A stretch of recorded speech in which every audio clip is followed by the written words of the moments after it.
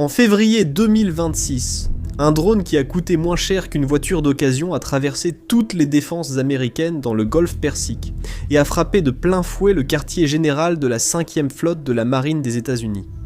Ce n'était pas un missile hypersonique. Ce n'était pas un avion de chasse furtif. C'était une épave volante propulsée par un moteur de tronçonneuse. Et le pire, ce n'était pas la première fois. Pendant des années, les ennemis de l'Occident ont découvert quelque chose qui a humilié l'armée la plus puissante de l'histoire. Vous n'avez pas besoin de technologie coûteuse pour causer des dégâts qui coûtent cher. Vous avez seulement besoin de volume. Et ils en avaient à revendre. Mais alors, quelque chose a changé. Les États-Unis ont récupéré un de ces drones ennemis, l'ont démonté pièce par pièce et ont fait quelque chose que personne n'attendait. Et lorsqu'ils ont utilisé ce qu'ils avaient obtenu pour la première fois au combat contre le pays même qui avait inventé le drone original, le Kremlin est entré en panique.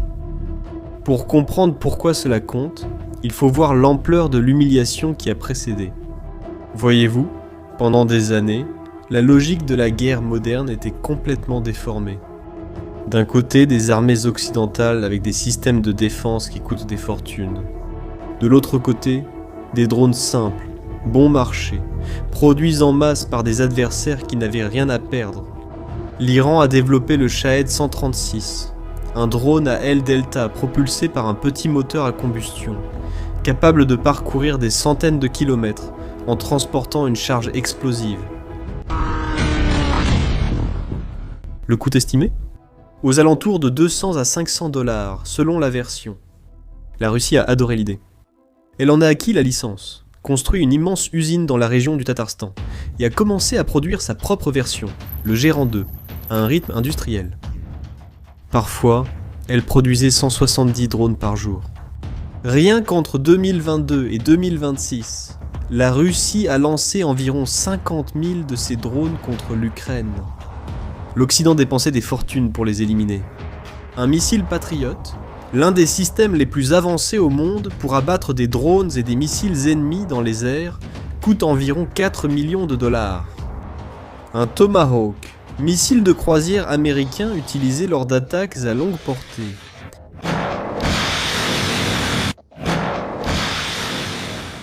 Coûte 2 millions.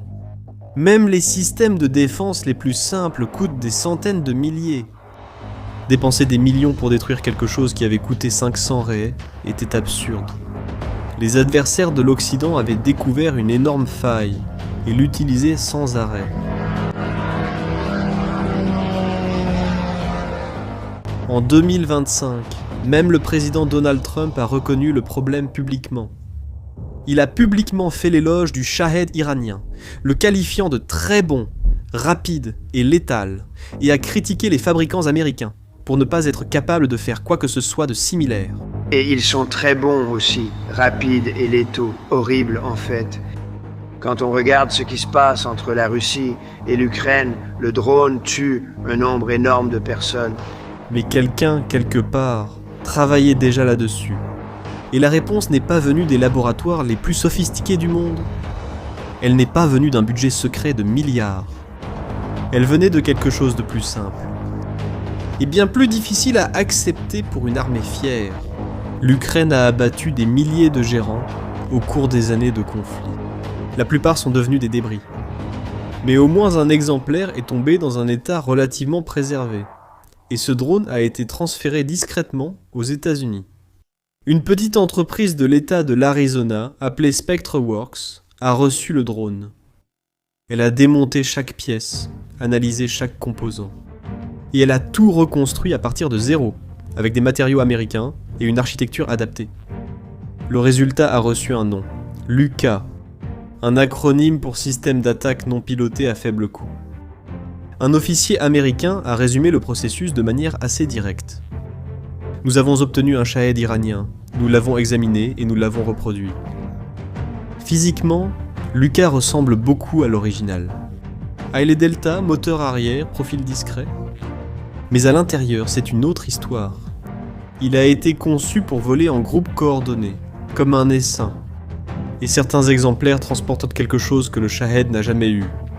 Mais nous y reviendrons bientôt. Le coût unitaire. 35 000 $. Plus cher que l'original iranien.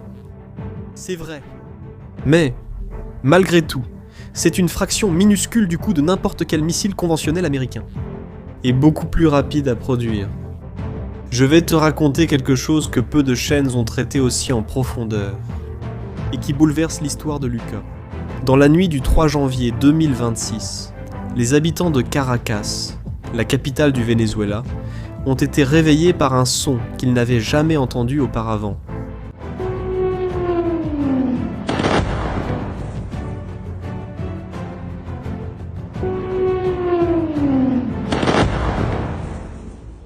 Un bourdonnement grave et constant venant du ciel. Quelques secondes plus tard, des explosions.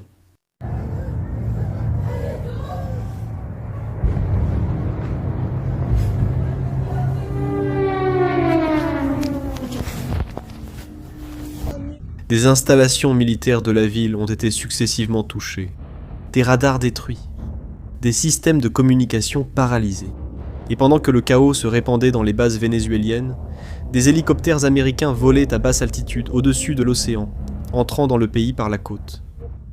Quelques heures plus tard, Nicolás Maduro et son épouse étaient détenus à bord d'un navire de guerre américain, en route vers les États-Unis pour répondre à des accusations de trafic de drogue.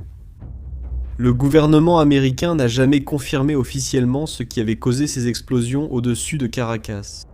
L'opération a été appelée Absolute Resolve, et les détails de l'arsenal utilisé ont été gardés secrets. Mais des analystes indépendants ont étudié les vidéos enregistrées par les habitants. Ils ont analysé l'audio. Ils ont comparé la signature sonore avec celle d'autres systèmes connus. La conclusion était claire. Le son était inconfondable. C'était le même bourdonnement associé aux drones de type Shahed. Et Lucas avait récemment été déployé dans la région. Si c'était vraiment Lucas, et tout indique que c'était le cas, alors la nouvelle arme américaine avait fait ses débuts au combat, avant même que le monde ne sache qu'elle existait. Silence. Au petit matin, dans la capitale d'une dictature, la confirmation officielle de l'utilisation de Lucas viendrait peu après. Et elle est arrivée, de la manière la plus ironique possible. Le 28 février 2026, les États-Unis et Israël ont lancé des attaques coordonnées contre l'Iran. L'opération a été appelée Epic Fury, avec des missiles Tomahawk, des avions F-35 et d'autres armes conventionnelles.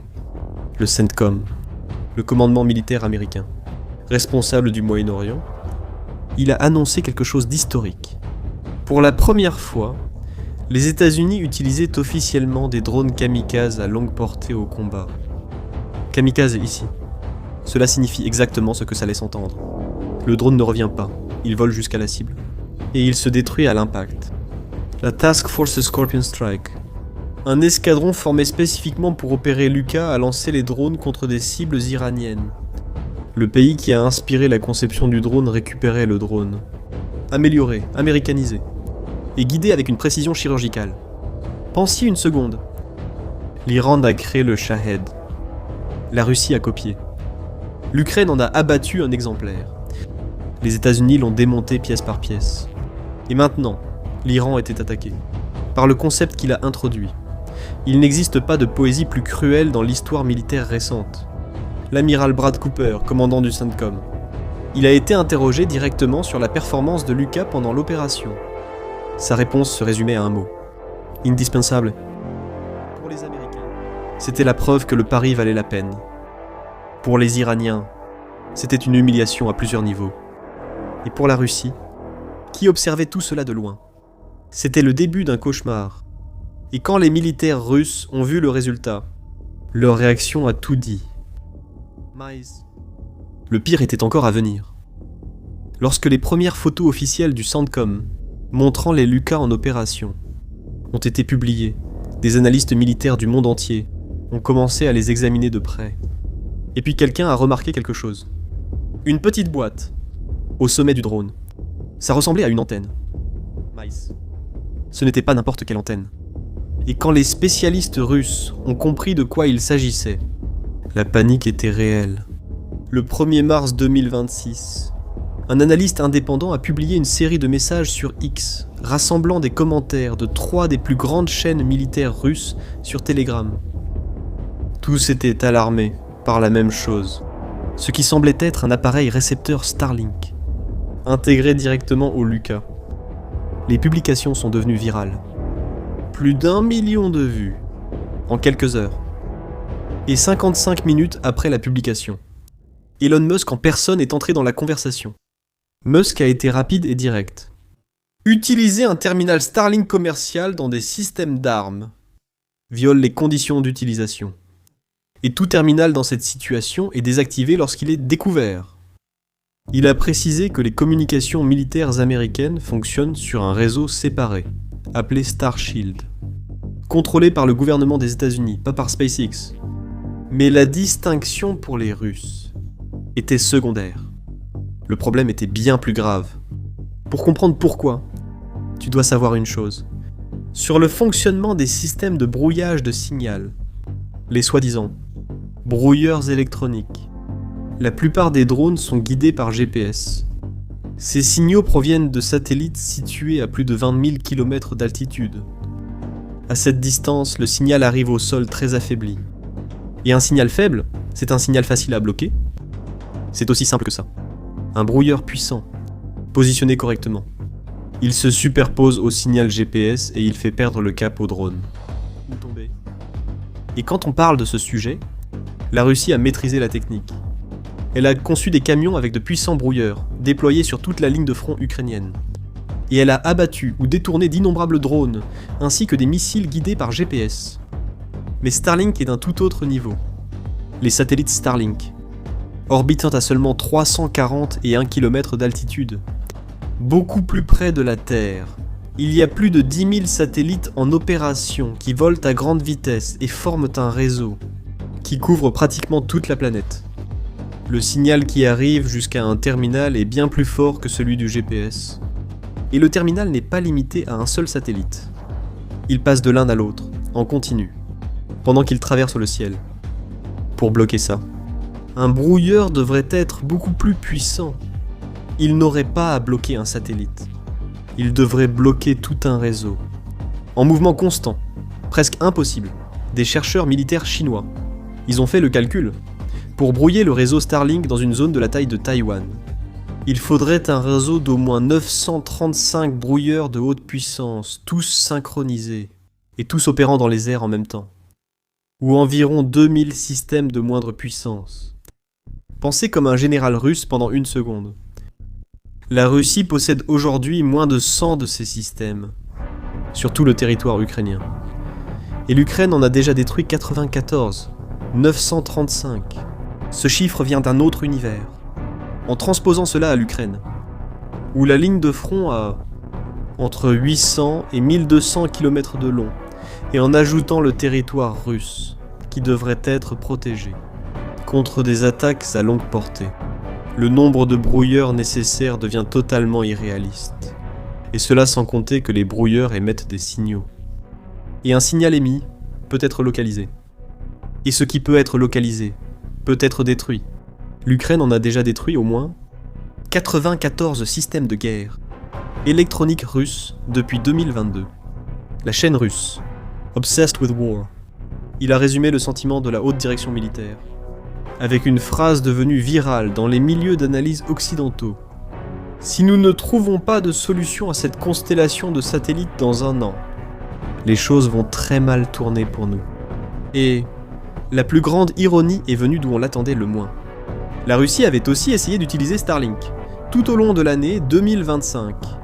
L'armée russe a commencé à installer des terminaux Starlink sur ses propres drones Geran, des terminaux acquis illégalement, passés en contrebande par des pays intermédiaires, activés avec de faux documents.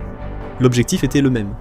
Rendre les drones russes insensibles au brouillage électronique ukrainien. Pendant un certain temps, cela a fonctionné. Mais en janvier 2026, un Geran équipé d'un terminal Starlink a percuté un train de passagers, en mouvement dans la région de Kharkiv, en Ukraine. 5 civils sont morts, des gens ordinaires dans un train comme les autres, tués par un drone guidé par une technologie volée que la Russie ne devrait même pas posséder. L'attaque a été attribuée à un drone connecté à Starlink. La réaction a été immédiate. SpaceX a mis en place un système de liste blanche. désactivant tous les terminaux non autorisés dans la zone de conflit. En quelques jours, les communications de petits groupes de soldats russes, qui dépendaient de Starlink, ont commencé à être perturbées. Des offensives planifiées ont été interrompues. Le chaos s'est installé dans des secteurs entiers de la ligne de front. Musk a confirmé que les mesures ont fonctionné. L'armée qui craignait le plus le Starlink américain avait été vaincue précisément parce qu'elle avait essayé d'utiliser le Starlink par elle-même. Et maintenant, le Pentagone pense à l'avenir. Le programme américain de suprématie dans le domaine des drones. Il dispose d'un financement d'1 milliard et 100 millions de dollars. L'objectif est d'acquérir plus de 300 000 drones d'ici le début de 2028. Et le coût par unité baisse rapidement. Dans les phases plus avancées du programme, il devrait atteindre 2300 $ par drone. 2300 $ pour un drone guidé par satellite, capable d'agir en essaim, immunisé contre les interférences électroniques. Analystes américains et blogueurs militaires russes, ils ont tiré la même conclusion. Rien n'empêche que la même technologie soit adaptée aux missiles Tomahawk, aux roquettes du HIMARS, et à presque toute arme pouvant intégrer une antenne. Et ça, eh bien, ce n'est pas une évolution, mais une révolution dans l'art de la guerre. Maintenant, je veux connaître votre avis. Pensez-vous que la Russie ou la Chine réussiront à développer une véritable réponse à Starlink dans les prochaines années? Laissez votre réponse dans les commentaires. Si cette vidéo t'a fait réfléchir, partage-la avec quelqu'un qui devrait la voir. Et si tu n'es pas encore abonné, abonne-toi. Nous proposons ce type d'analyse chaque semaine. À bientôt.